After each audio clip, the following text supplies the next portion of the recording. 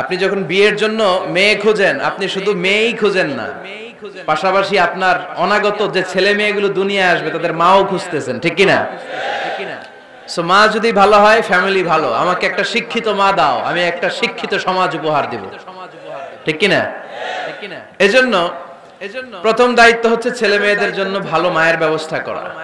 ওমরে ফারুক রাদিয়াল্লাহু তাআলা আনহু যখন খলিফা, এক বাবা এসে বিচার দিল, খলিফাতুল মুমিনিন, আমিরুল মুমিনিন, আমার ছেলে আমার কথা শুনে না, বেয়াদবি করে। ওমরে ফারুক ডাকলেন, তুমি তোমার বাবার সাথে বেয়াদবি করো, এটা তো কবিরা গুনাহ, তুমি তো জাহান্নামে যাবে এরকম করলে। ছেলে বলে, হে আমিরুল মুমিনিন, সব দায় দায়িত্ব কি আমাদের, বাবা মার দায়িত্ব নাই? ওমরে ফারুক বললেন, আছে।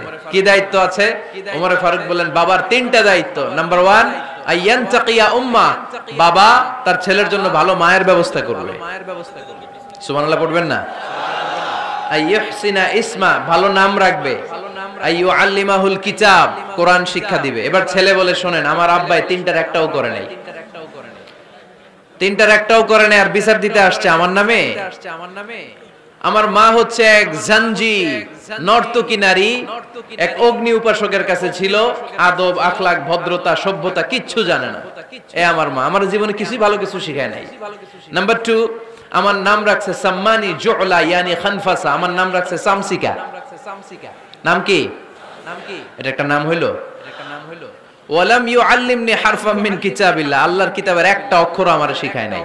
ওমর ফারুক এবার রেগে গেলেন, বাবার ঘাড়ে ধরলেন, তুই বেটা বিচার দিতে আসছিস ছেলেরে নিয়ে, এখন তোর বিচার হবে আগে।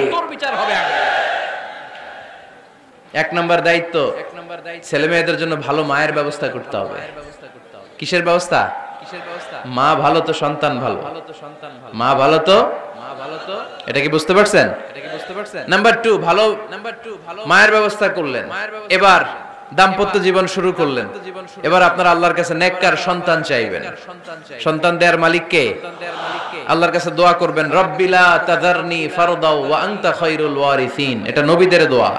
পড়েন আমার সাথে, রব্বিলা তাযারনি ফারদাও ওয়া আনতা খায়রুল ওয়ারিসিন।